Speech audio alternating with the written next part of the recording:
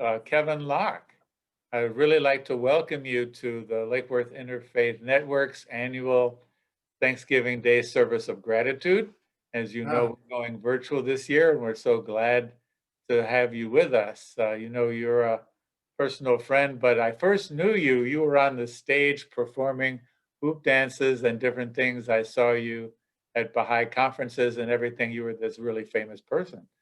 And now, what, 10, 12 years ago, yeah, you got married, and your wife and family is now in Boynton Beach. And we got to know each other personally a little bit since then. So it's really good yeah, to know you and to have you here with us this morning. yeah. It's been so good making your acquaintance too. That's great. It's my pleasure. I wanted to introduce our audience to your work.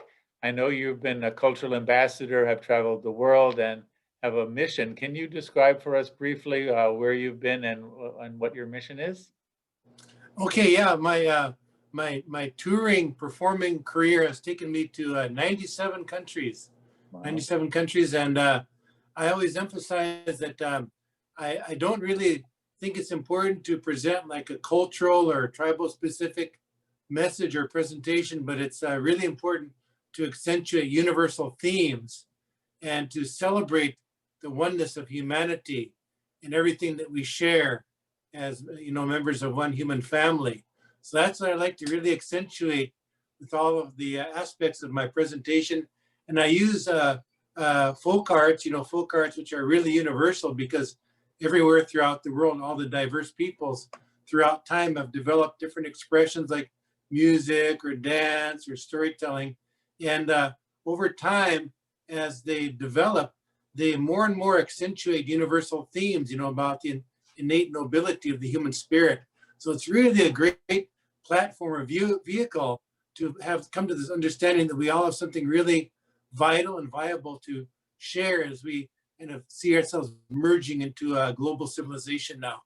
Yeah, that's such important work. Thank you for that and your travels. You must be very comfortable on jet planes. Well, yeah, it's been a while since the last place I went was in Switzerland. That was like last February. Since then, my trips have been really short. Yeah, I'm sure we're all under very strange circumstances Yeah, these days. yeah. So I'm thinking about Thanksgiving. Want to wish you and your family a happy Thanksgiving, and ask for some reflections you may have from your personal and tribal viewpoint about the Thanksgiving holiday and how that intersects with the National Native American Heritage Month, which is this month in November. Well, the very first Thanksgiving that people maybe it's kind of mythologized now, but the one that the pilgrims attended, that is, the pilgrims kind of unknowingly or unwittingly stumbled upon something that's really, really foundational to North America and has been for thousands and thousands of years, long as people have lived here in North America, and that is this covenant. It's like a divine covenant that the people here have always observed, which is this theme of reciprocity and all these divine gifts that really have a heavenly source. I was reading this book. This is a well-known researcher. His name is Jack Weatherford, and he's actually done several different books on this theme, which is the contributions of people from this half of the planet, the Western Hemisphere.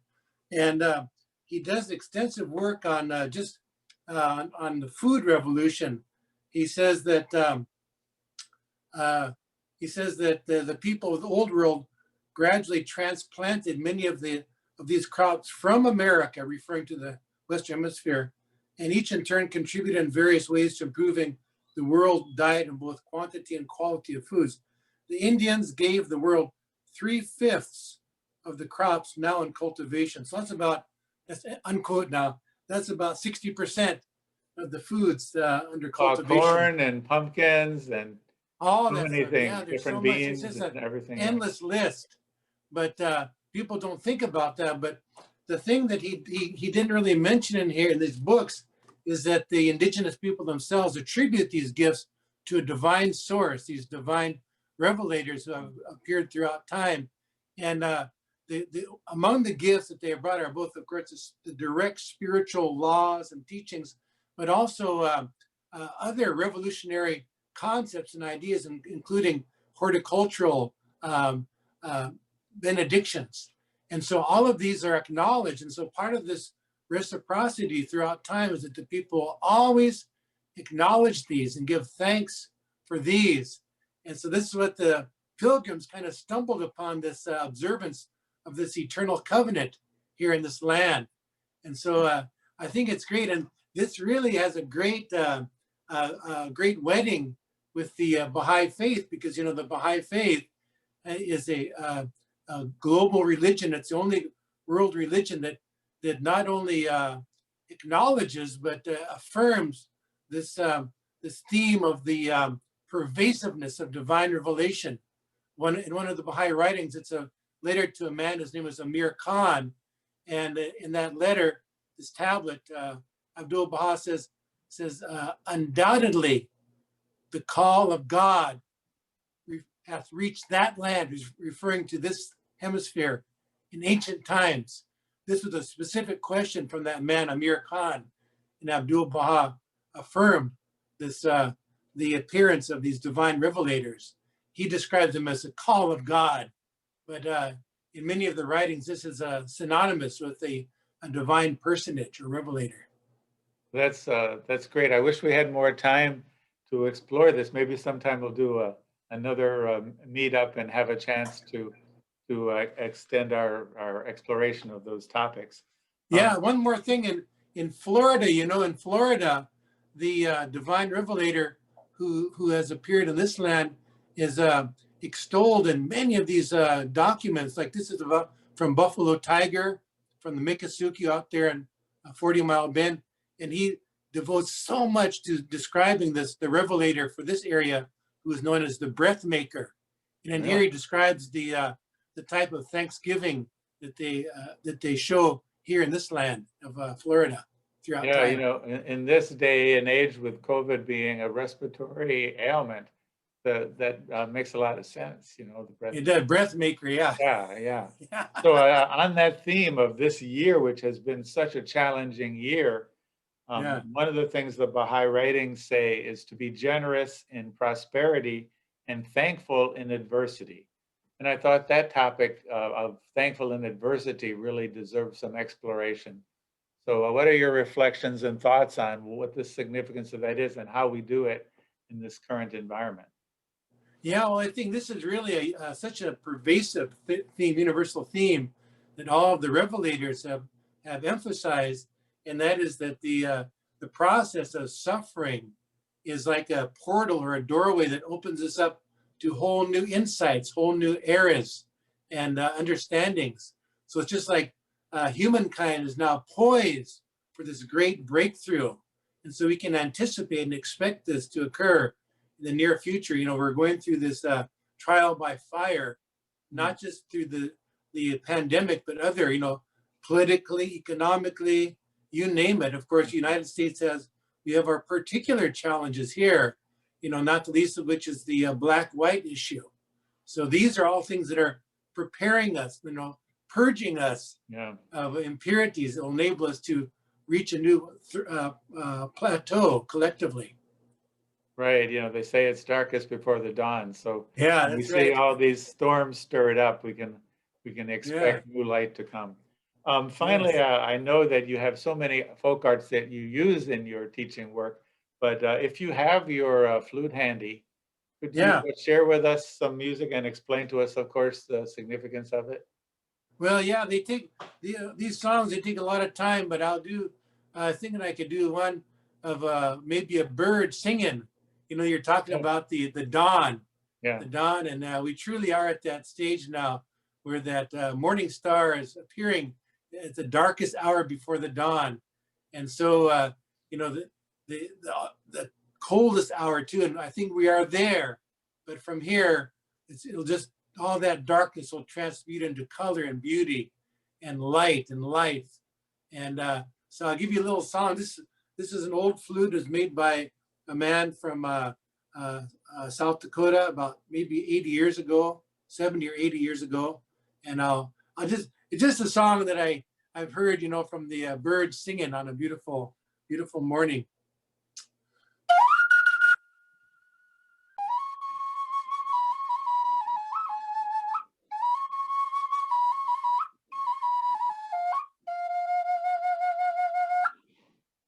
Well, thank you so much. And I thought while we were together, maybe we could talk a little bit more, if that's okay. Sure, that'd be great. Yeah. So, from your perspective, both native and Baha'i perspective, what do you think are the benefits of gratitude and thankfulness to our inner life, our spiritual life? Oh, yeah. Well, yeah, I think that that's really such a universal theme, and it's really, of course, as a Baha'i, that's so important to be always reflect, to meditate, to reflect on things to be have gratitude for, thankfulness for, and this is such a major theme of the indigenous people as well here in North America. Like I say, as part of the covenant to always acknowledge the source of all these gifts. The up there where I'm from in Upper Missouri River, one of some of the great revelators are women, like the one for the neighboring tribe. They're called the Rikra. Their divine messenger is named Corn Maiden, Mm, or Corn Mother. They say Corn Mother too. wow. And so she brought. So all of the holy laws are associated with the corn, the gift of the corn, and so yeah. So then this is also then where I'm from too. The Lakota people have as their revelator this appearance of this woman. Her name is Tehincha Laskawi, White Buffalo Calf Woman. So this is one of her essential teachings, is to always have this feeling of gratitude and to express that through generosity. And so, of course, you can express generosity materially, but it has more to do with magnanimity and exhibiting, the universal universal virtues, and and uh, and using these to create this divine, of course, to connect heaven and earth through the expression of divine virtues in our everyday life. Yeah. Yeah, thank you. It's so amazing how the folk arts and our inner life, work together. There's something about music and dance and the visual arts that really stir us at a deep level. And that the way you use those in your teaching is wonderful. Could you say more about the significance, particularly of the flute, and maybe how it is used in Lakota ceremonies or in Lakota cultural life? Yeah, well, the flute, we call it shiotanka, is the word we use, shiotanka. And it's they make them out of cedar, and it's made of one branch of cedar, but then it's split down the middle. And then when the inside is removed, there's two chambers. So basically from here up to here is the air chamber. From here to the end is the sound chamber. And then the holes create the notes. So you can get quite a few different intervals on it. And it's based upon the original type of a wind instrument is a bird bone whistle. Bird bone whistle. Really? So this is kind of evolved off of that. But like throughout the prairies, like where I'm from, northern plains or southern plains, all through the woodlands and Great Lakes area, the flute is used for use them for kind of like Hmm. mood songs, to express basically themes of romance. Wow. So it could be good, bad, ugly, corresponding, like maybe some would be like more like country western music or the blues or a lot of the rock and roll themes. Really, every culture throughout the world has that. And so this is what evolved here in North America. But the songs, even though they're linguistically, they come from different areas, different regions, but still the for some reason the formulaic rules of for composition of songs in this genre are quite uniform throughout this wide geographic region.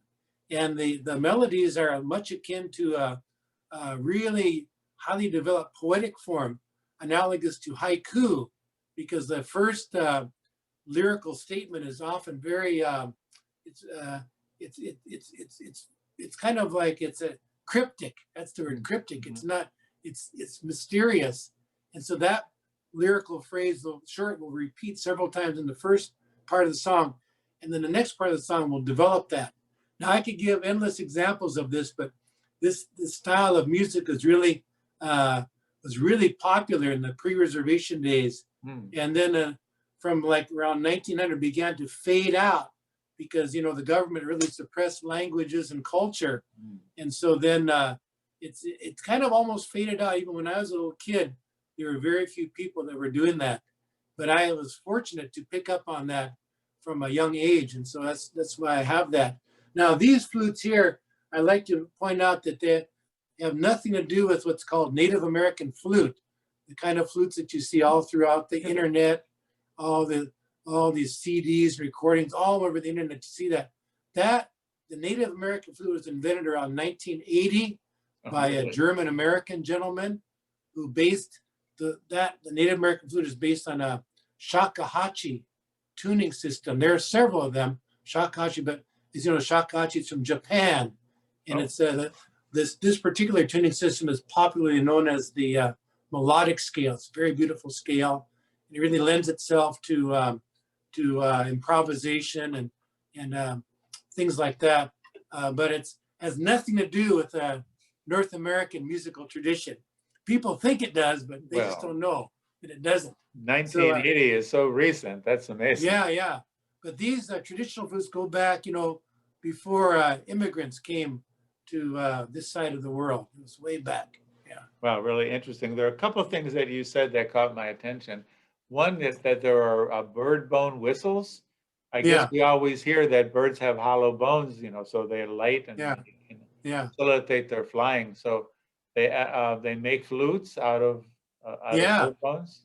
Yeah. I think you know, this is something that's really universal all throughout the world. People made these, and they survive in the archaeological record. So there's a lot of evidence, I think, going back in this hemisphere, going back, I think 30 or 40,000 years. And I think in Europe, you know, the Neanderthals made them. Really? Way back like 60, 70,000 years ago. They find those amazing flutes or whistles in some of those caves in France, and I don't know all over there. But I'm not really a scholar, but I think you can research and find out that's, at least in the archaeological record, that's the oldest type of wind instrument that they can ascertain. So I suppose nobody currently plays it. No, they use those. They use bird bone whistles quite a bit. Like in where I'm from, they use them. They use them to pray with, though. Pray. If you get that, the reason why that they use the same name for those bird bone whistles is this: we call them shiotanka. And the reason why is that the way they're constructed is exactly the same, even though this is made of wood. But if you get like an eagle bone or swan or any kind of a bird, you flip them over this side, there's a little pinhole here, and then on the top you notch it. That's where you create the aperture, the fipple. So it's exactly the same rules of construction. Yeah. So that's a pretty good sized bird. Yeah. So people always look at this and say, well, that's really unique construction. No, it's not unique. It's the most ancient rule of construction you can find out all over Europe, but they just forgot how to make them like that over there. That's really fascinating. Yeah, sometimes I also would like to talk to you about that haiku structure of the songs and the music, and maybe even have some little examples. I don't know if they've been translated into English, so we can see that mystery and then how the mystery is unraveled through the song. But that would be really interesting to explore sometime. Yeah, we can really go in. You don't happen to know any by heart or anything, no? Oh yeah, so many. That's the only place I know them by heart. Oh well, give us one then. I'll give you one. Yeah, you're from Wisconsin. Here's one from over there, and see if I can think of it. It's not in Lakota language. It's Mishkwaki language from over there, shores of Lake Michigan. But it goes na na nashki na waya waya na na nashki na waya waya. Na na nashki na waya waya, na na nashki na waya waya, na na nashki na waya waya waya, na na na shki na wa ya ay ay ay ay ay ay muji ko he ke chi ka mi ki ma na ta ga ya ni ka ya da wi ma ga ya ay ay ay ay ke muji a sho yo e chi ma ga ya na na na shki na wa ya na na na shki na wa ya.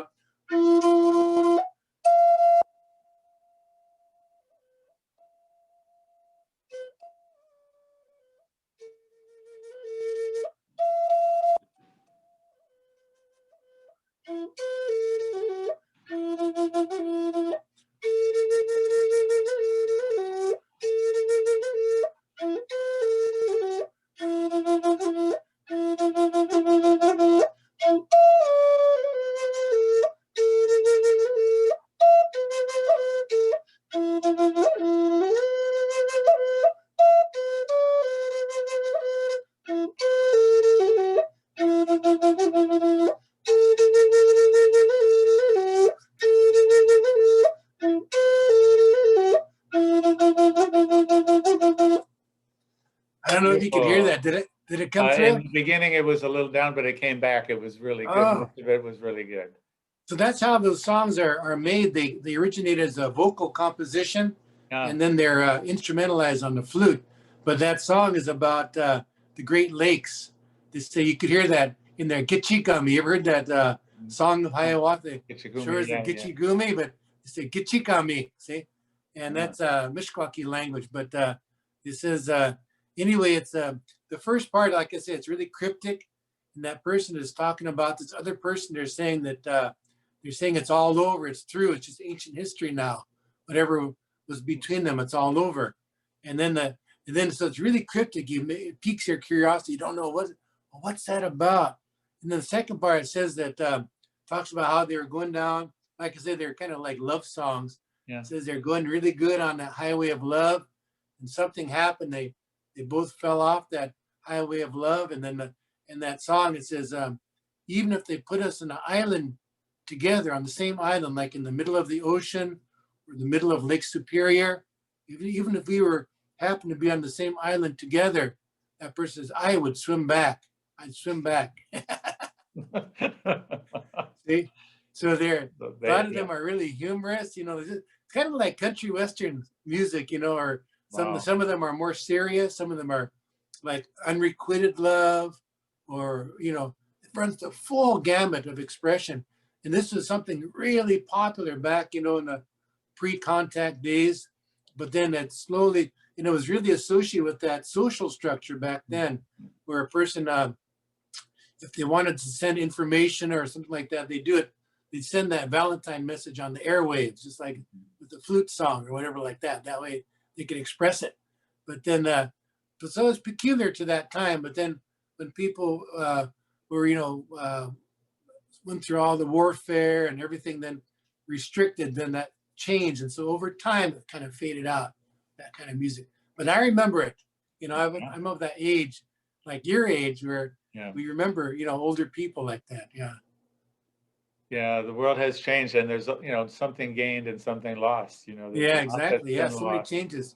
A Yeah. lot that's been lost in the culture, and I know you've worked in many ways to preserve culture, and especially with the Lakota language. Yeah. Can you say something about that work and how many people speak the language and what's being done to preserve it? Well, Lakota is one of the salvageable. We're talking about pandemics and everything, but linguists do use that terminology for languages because there's something like 7,000 languages in the world, and most of them are threatened, and many of them are termed moribund, and that's what they use. They use that term like it's a health term, moribund, so that they're destined to die out. But some of them, they are called salvageable languages, salvageable. And so Lakota is like one of the salvageable languages because we have a fairly high population of speakers, fairly high population. And so then because we have a lot of places um, all around the region that where they're really geographically isolated.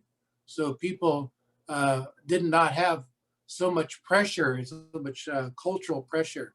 And so that's why we have a lot of fairly high number of speakers. And so we have also a history of literacy in the language as well. And so then we have we have a good chance of salvaging the language, of revitalizing it. So that's what we're doing throughout the region. Is to by region I mean the homeland of the Lakota and Dakota people. Mm. So there's a lot of work. There's a lot of these immersion schools, where the kids, it's like a language nest where that's all they hear throughout the school day. No English. It's all Lakota language. Oh. So that's a really good way of embedding the kids in that language, And so I think it's the same everywhere. This is what they did in Israel too, which was just to completely switch over and to Hebrew to revitalize the language. So yeah, it's a good methodology. The place where it was really used effectively, at least initially in North America, was in Kahnawake, which is a little Mohawk community near Montreal. Mm. And so then the model that they got in place there has been replicated all over. And wow. yeah, the most effective, the best example of that is Aotearoa, or New Zealand. Mm. In New Zealand, the Maori people were similarly decimated, and their language was repressed. But now they brought it back from just a handful of speakers. Now I think they have something like 500,000 speakers there. Wow.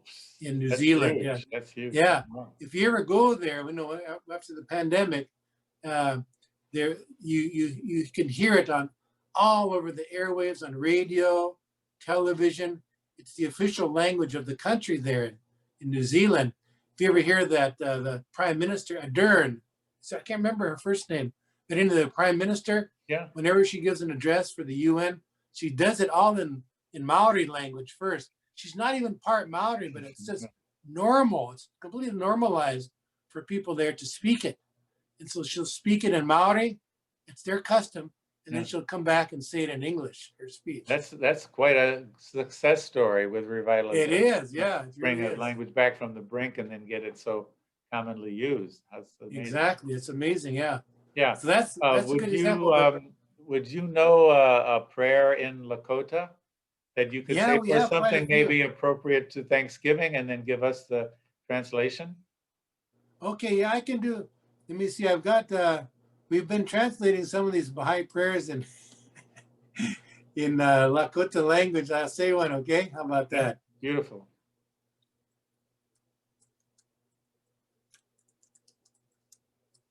Yeah, people have been doing this for quite a while, but we have some here.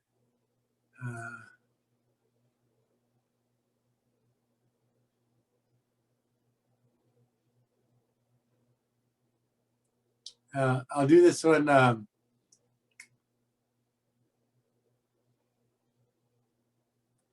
Okay. I'll say it in Lakota, then I'll say it in English. Beautiful. Okay. Wakantanka. Gashka mayuzayo. Awamagalakayo. Ketijaja wiakbana. Wichachbi ilega chamakagayo. Wanish ake na wioyakihi. Now, it doesn't have the English here, but I think I can say that. Oh God, guide me, protect me,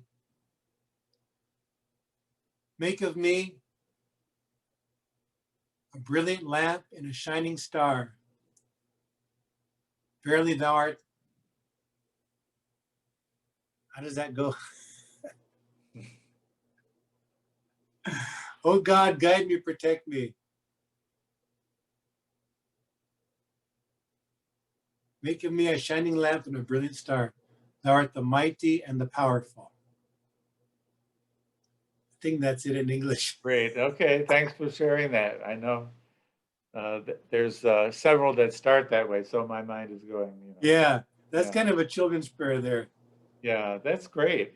You know, that's Yeah, really on this wonderful. one here, on these Lakota translations of Baha'i prayers, the English is not there, and I'm not a very good translator. If I'm speaking English, I'll speak English. If I speak Lakota, then I'll speak that. Yeah, beautiful. Thanks for sharing that. And then Sure. one more question that I had.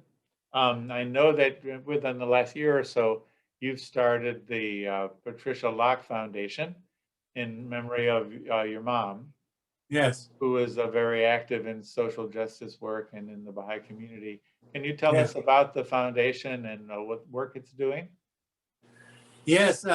Well, my mom was really kind of got in on the ground floor of a lot of this social action activities, from the '60s, and she was she really did so much, like I say, pioneer work in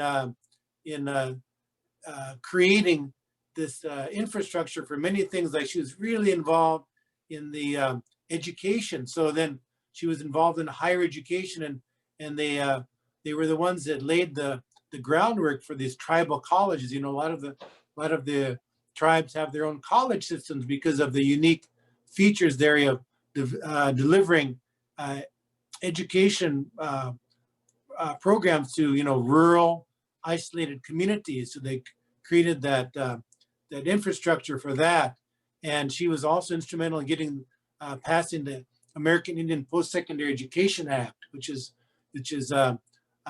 public law that provides funding for these tribal colleges. She was also really instrumental in this Indian Child Welfare Act, which is called it's got the abbreviation of ICWA, which was to stem the tide of all these Indian kids getting adopted out and scooped out and removed out of their homes. So that was a big policy. That goes back to Yeah. that was one of the policies of the U.S. was to separate the kids from their homes, and they have they that was the government had this policy from the mid 1800s of these residential or boarding schools, and the whole and it was stated right at the beginning, the purpose is to kill the Indian and save the man. That's Mm. the whole thing. So the idea was to like brainwash all the What a kids. loss to the world.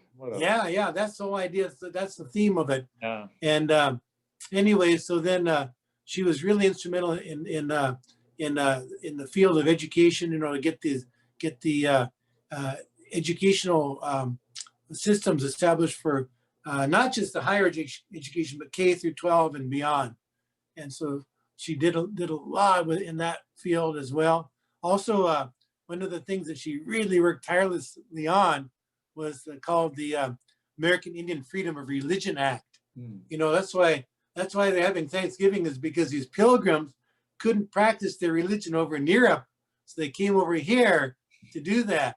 And that's why there's a lot of immigration from different parts of the world to achieve religious freedom. But as soon as they got here, then they stamped out the indigenous spiritual heritage, devotional practices here, and that was completely repressed for hundreds of years until wasn't officially lifted until 1978. Wow. 1978 was the American Indian Freedom of Religion Act, and my mom, I know she did. She actually moved to Washington D.C. for a period of time just to get that act passed. Wow. After hundreds of years. So I mean, she didn't work on hundreds of years, but I mean, it was in place. The system of repression was in place for a long time. Yeah, but it did actually take her years. Not just her, but there was a team. But she was really at the forefront of pushing that through. Great. So the foundation that's working in her memory, what's it doing currently? Yeah, well, she did so much, but we're just trying to provide continuity for some of that work that she did. And we're just doing it little by little and trying to develop education programs. And one of the really interesting things that's going on that we're trying to promote is this whole idea of community elevation through nutrition, through community gardens. And on our reservation area. It's called Standing Rock. Just like so, all the tribes on the Missouri River, the U.S. Army Corps of Engineer back in the 40s, they did what's called the Pick-Sloan Act was passed, which essentially authorized the complete inundation of all those tribal lands along the Missouri River. Mm. And so those lands along the Missouri River, you know, for tens of thousands of years, that was like the ecosystem that was an oasis for the people, and it provided, you know, all the different kind of plants, different kind of food. It was the basis of all that horticultural genius that was developed in that region for all these countless generations. And because of the fertility of that land there along the Missouri River It's bottoms. really interesting. So just like in Egypt where the Nile floods and then they Yeah, do agriculture exactly. in the floodplain, or in Mesopotamia with the Tigris and Euphrates, the Yeah. same happened on the Missouri River here in North America. Exactly, yeah. So Wow. then the surrounding area is kind of arid lands, just like in the Egypt and Iraq and those areas. But those the bottom lands are the places that are very fertile, Mhm. very fertile, and Wow. could easily provide, you know, the people with what they needed to sustain life. And of course, we have a very extreme climate, but also not just that, but all the medicines and everything. So then this what we're doing there is this that's kind of the backdrop, but this community school community gardens is not just during the short growing season, but we've also doing these tower gardens, which is a very advanced technology for providing nutrition year round, growing food year round. So what you do is it's a system of getting the pH balance just right, and then also the grow lights that provide the full spectrum of to initiate and sustain photosynthesis in the plants. And then so I know it's during the pandemic, it's really limited, but they can bring the kids in like in small groups with social distancing and masking up and everything. Yeah. And so the kids are attending to those, and through that curriculum built up around that, they can get their science, their math, social studies, language arts, get the culture, music, everything around that system. Because, you know, throughout time, this is how we grow everything. Is we sing to our the plants. We have, you know, the part of this covenant that the indigenous people have is a relationship with all of creation. So we have music, we have ways of connecting with all of creation. And so that's all part of the curriculum that we're doing there. So that's just one example of what we're doing through our foundation. And you can get more information on the website, just patricialockfoundation.com. You can go there and get a lot more information. And we always need a lot of help too, because we have it is a nonprofit that benefits the kids there. And that region, of course, it is the most economically marginalized area of United States as well. And so things like this, initiatives like this, really do go a long ways to help the kids enrich their experiences, their life, and also the families and communities. Yeah, thank you so much for your work there. You know, there is such a richness in our cultures, and like you were talking about the language and the culture, they get diluted at best if, you know, they survive at all in the current climate of commercialization and Yeah. so forth and so on. So we're thankful for everything that you're doing and for sharing with us today so All much. right. Oh, my pleasure. I'm really, really happy to have this opportunity to share a little